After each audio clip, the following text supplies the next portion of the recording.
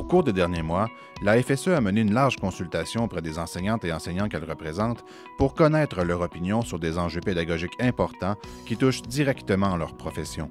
Cette enquête a été menée à l'aide de 4 cahiers de consultation sur des thèmes différents, complétés par près de 4000 enseignantes et enseignants. En voici les principaux résultats. Premier cahier de consultation, l'expertise et le jugement professionnel dans le choix des approches et des méthodes pédagogiques. De façon presque unanime, les profs nous ont indiqué qu'ils estiment être les mieux placés pour choisir les approches et les méthodes pédagogiques adaptées au contexte, aux élèves et aux objectifs visés. Plus de 98% des profs interrogés sont d'avis que leur rôle ne consiste pas à exécuter des pratiques imposées. Quand on leur parle de la recherche en éducation, une écrasante majorité des répondants, soit 97% d'entre eux, croient que les résultats des études ne doivent pas dicter leur choix d'approche ou de méthode pédagogique, mais plutôt les alimenter. Dans un même ordre d'idées, tout près de 99% des profs s'entendent pour dire que les moyens retenus pour atteindre les objectifs et les cibles des projets éducatifs doivent respecter leur autonomie professionnelle en la matière. Enfin, la gestion des différentes mesures d'adaptation ou de modification préconisées par le ministère complexifie et alourdit considérablement la tâche des profs. Ce constat est partagé par plus de 98% d'entre eux. Deuxième cahier de consultation, l'expertise et le jugement professionnel dans l'évaluation des apprentissages.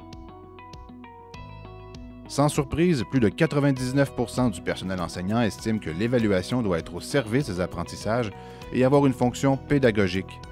Pour ce qui est des encadrements légaux qui régissent l'évaluation, les enseignantes et enseignants sont clairs.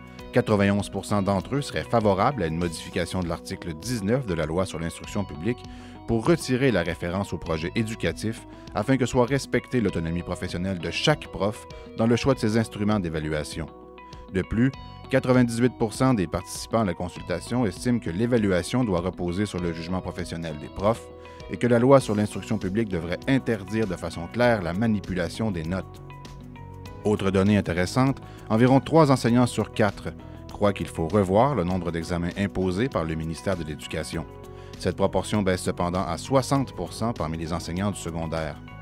Le nombre d'examens imposés par les commissions scolaires devrait aussi être remis en question, selon une majorité d'enseignants qui appuient cette affirmation à 67%.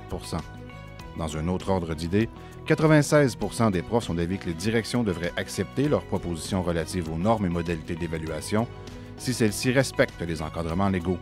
Enfin, 87% des enseignants estiment que bien qu'une concertation soit possible, une uniformisation des pratiques ne devrait pas être imposée en matière d'évaluation.